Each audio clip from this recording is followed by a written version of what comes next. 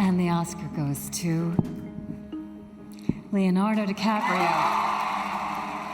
Estamos en el fin de semana de los Oscar, es la gran fiesta del cine que se celebra en Los Ángeles, que es el epicentro, ¿no?, digamos, de la industria.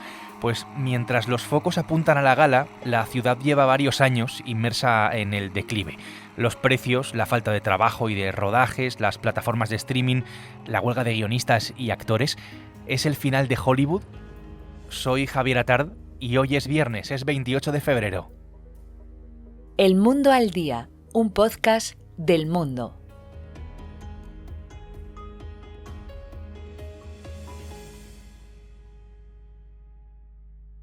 En Los Ángeles está mi compañero Pablo Scarpellini. Pablo, ¿qué tal? Hola Javi, ¿cómo estás? Pablo, quiero que hablemos de la crisis de Hollywood, que además tú conoces bastante bien porque conoces la industria, conoces la ciudad y has escrito además sobre este tema en los últimos días. Pero antes de eso, por aclararnos, Hollywood realmente es un barrio de Los Ángeles, pero cuando hablamos de Hollywood en mayúsculas, ¿a qué nos referimos exactamente? Sí, es una gran pregunta porque tiene varias vertientes digamos que son dos vertientes de alguna forma. Por un lado, lo que todo el mundo conoce como la meca del cine, los estudios, las galas, la industria del cine como tal. Y por otra parte, que es un poco lo que mencioné en el reportaje, los rodajes, ¿no? Lo que se rueda aquí en California, en Los Ángeles, que es por donde realmente está viniendo la parte de la crisis, ¿no? Entonces, con toda la gente con la que he hablado me dice, ojo, porque las galas, los estudios no van a ninguna parte, van a estar aquí mucho tiempo. Lo que está sufriendo es la parte de los rodajes en Los Ángeles, que cada vez se rueda menos, básicamente porque es muy caro rodar aquí.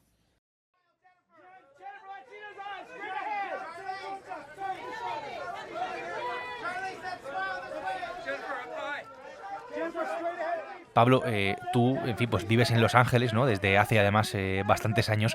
¿Cómo de importante es la industria del cine, es Hollywood, digamos, para la ciudad de Los Ángeles?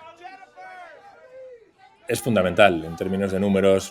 Creo que aporta alrededor de 115.000 millones de dólares, una gran cantidad de empleos, y no solamente los empleos directos, sino los indirectos, restaurantes, catering, florerías, es decir, todo un ejército de gente que se nutre de esto. Pero básicamente la forma de medir lo importante que es o no en una ciudad, especialmente en Estados Unidos, son las conversaciones. Si sales a tomar algo o a cenar o a una reunión, lo mides en la cantidad de conversaciones que hay alrededor del tema, y en esta ciudad casi siempre se habla de cine, lo cual te da un poco la nota de lo que es. Hablemos de la crisis de Hollywood, que es a lo que hemos venido, que entiendo que podemos decir que es un hecho en una ciudad que vive por y para la industria del cine. Recordemos que Los Ángeles es la segunda ciudad de Estados Unidos, no lo olvidemos. Entiendo que cuando algo está en crisis, en este caso hablamos de Hollywood, no es solo por un factor único, sino que se da esta situación gracias a una especie, digamos, pues de tormenta perfecta. ¿Dónde se nota eso, Pablo? ¿Dónde se nota la crisis? ¿Es en el trabajo? ¿Es en los rodajes? ¿Es en la repercusión o en la falta de repercusión? ¿En la pérdida de influencia? Se ve un poco en la fuga de personal. Yo personalmente he visto amigos que se han tenido que marchar porque literalmente dicen que no tiene sentido seguir trabajando aquí, les cuesta demasiado vivir porque ya sabes que los precios de Los Ángeles se han disparado en los últimos años muchísimo, además con el factor añadido de la inflación, el COVID tampoco ayudó, por supuesto, y ven que hay posibilidades de trabajar en otra parte, que se están abriendo posibilidades, que hay incentivos fiscales en otros estados como Nuevo México, como en Georgia, como en Luisiana, y prefieren, les tiene mucho más sentido económico que se vayan. Entonces, ¿en qué se nota? En que hablas con los actores y te dicen, antes tenía 10 audiciones, ahora tengo una. Amigos que estaban trabajando de guionistas, ahora ya no quieren vivir aquí y se han buscado curro en otra cosa, trabajo en otra cosa. En eso lo notas, ¿no? En que la gente de la industria, a nivel clase media, está sufriendo mucho. Hay una cuestión que tiene que ver con los cambios de hábitos que se han ido produciendo en los últimos años y que tiene que ver con la forma en la que consumimos el cine, las series y, en fin, pues todas estas cuestiones. Creo que todos en mayor o menor medida, pues estamos suscritos a alguna plataforma de streaming, ya sabes, Netflix, HBO, Disney, por poner simplemente algunos ejemplos. Esta realidad tiene que ver, está también detrás, entiendo, de la crisis de Hollywood, de la forma tradicional que teníamos antes de ver el cine. Tiene que ver bastante, aunque hay dos lados. porque también es verdad que antes de que empezara esta crisis me contaba Simón Brand, un director de cine colombiano que está padeciendo la crisis por todo lo que ha pasado, me explicaba que antes de que empezara, antes del COVID, de hecho, había una bonanza, una explosión por esa guerra de plataformas, lo que se vino a llamar la guerra del streaming. Básicamente, después de que Netflix, del éxito probado de Netflix, empezaron a irrumpir otras plataformas tipo Apple TV, Amazon Prime, etcétera, etcétera, y había una necesidad enorme de crear contenido y por eso explotó, ¿no? Y eso benefició mucho y dio trabajo a muchos actores y actrices. Al mismo tiempo, el hecho de que la gente no vaya tanto a las salas de cine porque las películas más pequeñas se hacen solamente para streaming ha repercutido también en la industria y ahí por ahí se ha generado crisis. Esos cambios de hábito hacen que ahora lo del tema del cine sea diferente, ¿no? La gente ya no va tanto a salas de cine y si van a ver un espectáculo muy grande, tipo películas de superhéroes, grandes producciones. Las películas pequeñas no tienen tanta cabida y eso está afectando a las productoras más pequeñas, a las películas independientes. Así que tiene dos caras. Uno pensaría que es mejor para el negocio, pero por otra parte hay gente que también lo está padeciendo. Claro, Pablo, con todo lo que estás explicando, me pregunto, y no me queda otra que preguntarte, si Hollywood está, digamos, en peligro de extinción.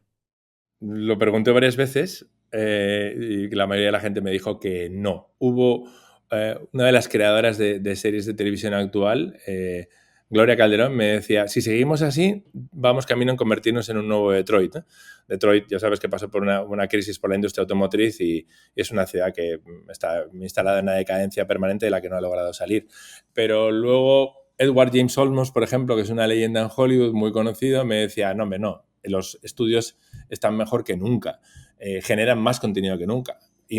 Acaban de invertir, o Netflix ha anunciado una inversión multimillonaria en México, se produce contenido en España por montones, en otras partes del mundo, estamos en un boom, los ejecutivos están más felices que nunca. El problema es el pequeño, ¿no? La persona de maquillaje, la persona de atrezzo, la persona de los pequeños guionistas, esos son los que están sufriendo y los actores, por supuesto, ¿no? Los que no son primeros espadas, ¿no?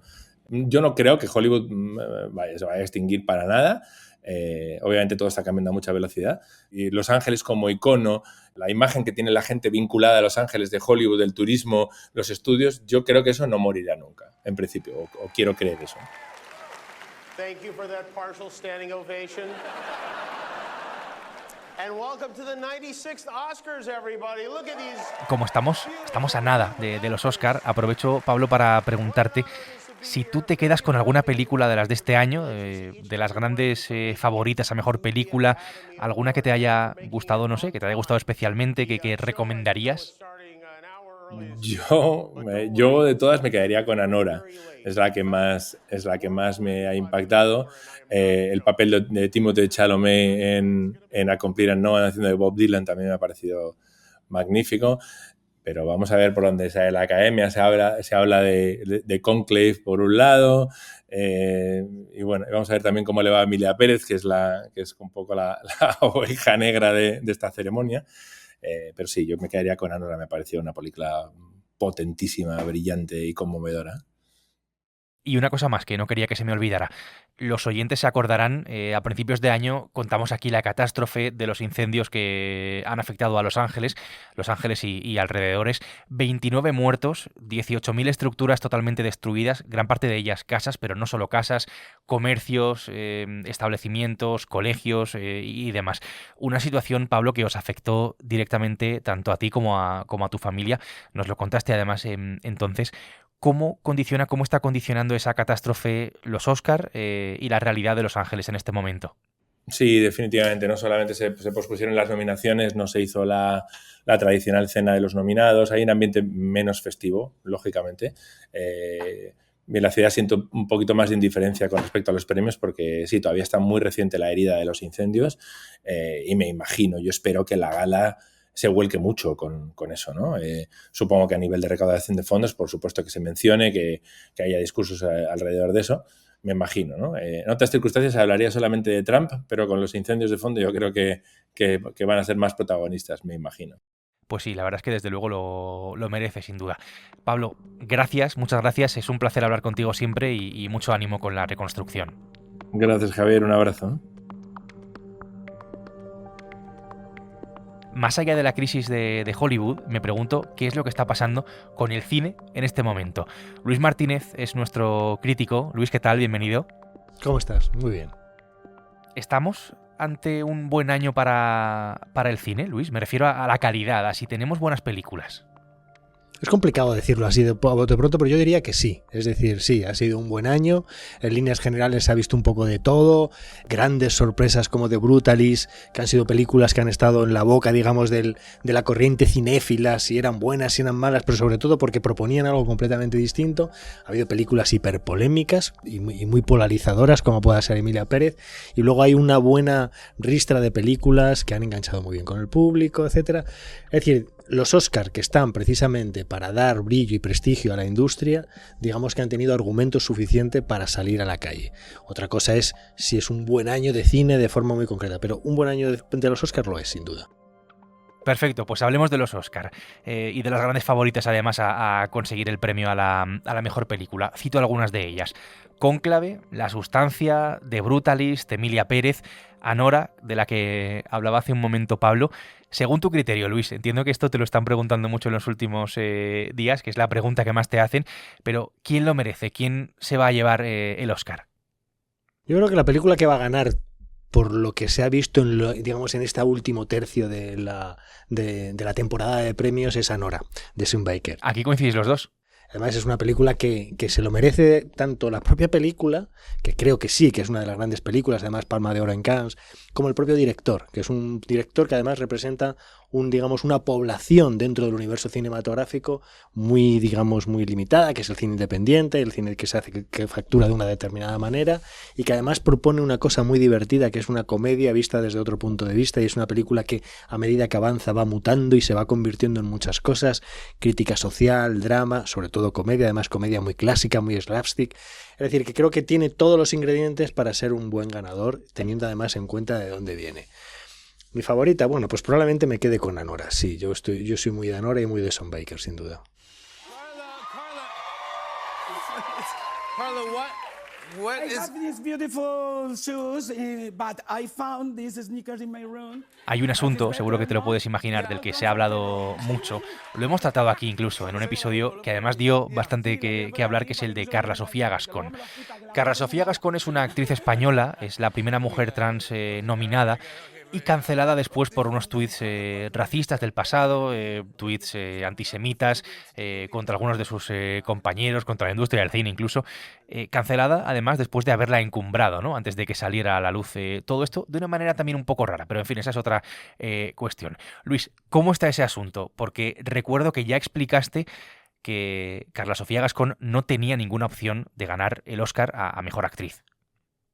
Bueno, pues efectivamente tienen muy pocas opciones, pero también es cierto, y siendo justos, que obviamente, digamos, la polémica que le ha acompañado por los tweets, etcétera, pues digamos, ha terminado de dejar claro que tiene pocas opciones, porque en los votos de los Oscar juegan muchos ingredientes y cambian y son mutantes, etcétera, y claro, esto le ha venido fatal y además justo antes de la campaña de votación.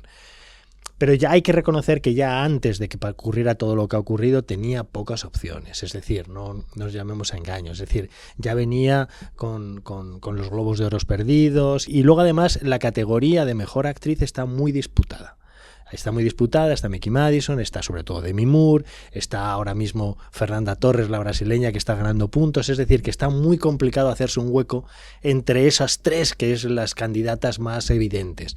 O sea que lo tiene complicado. De todas formas, independientemente y sin meterse a analizar polémicas, es un gran logro, es decir, es una actriz completamente desconocida nominada al Oscar, la segunda española nominada al Oscar, es decir, que deberíamos estar contentos si lo miramos desde esa perspectiva, o desde luego ya tiene motivos suficientes para estar contentos. Posibilidades tiene muy pocas, por no decir ninguna.